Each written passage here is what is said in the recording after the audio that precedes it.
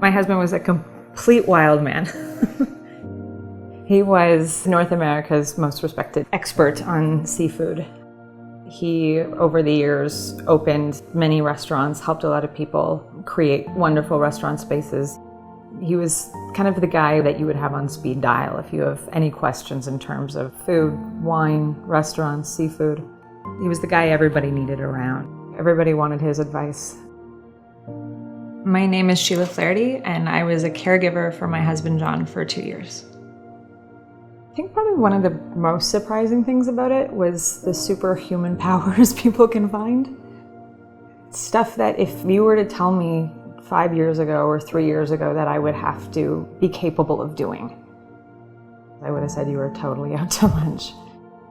You know, if you go to the grocery store, it's the quickest in and out shop you can possibly do. If you have to pick something up, if you have to go to work for a meeting, everything is get out to get home. A battle you have no idea if you're capable of winning. You find yourself awake at 2 a.m, tossing and turning, going, is it gonna work? I think that was probably the most challenging. It was the 3 of us in the house, myself, John, and our dog. So we have a now almost 12-year-old rescue. She was my dog for years, actually, before we got married, but she loved him. In the beginning, it was working with the Sunnybrook team. We had the palliative care services there, so a lot of it was more on-site, having meetings that we would go to, mostly focused around pain control. And then as the disease progressed, we worked with the Temi Lettner group and then became home care. At the beginning, it was more support in terms of being on site, driving to and from, being there for appointments. As things progressed, it became much more of a full-time job in terms of looking after him, you know, emotionally and physically. This house actually was a result of the disease progressing. It became a big kind of stress point, trying to figure out, you know, how if this keeps going in the direction it's going, what are we gonna do?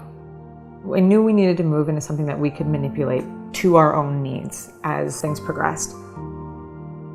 When he got very, very sick, I didn't have the skill set to understand what would help him in terms of foods that he needed.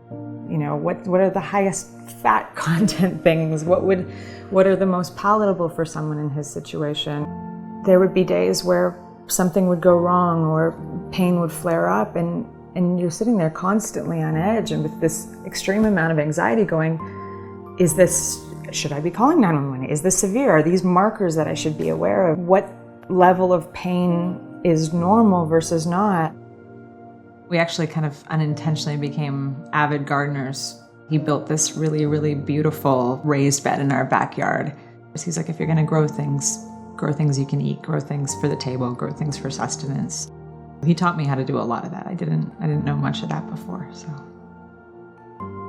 The most memorable stuff was the most human interactions. I remember at one point a doctor who we worked very closely with and had a lot of respect for just leaning in and saying, we're trying. We want to fix you. We want to make it better.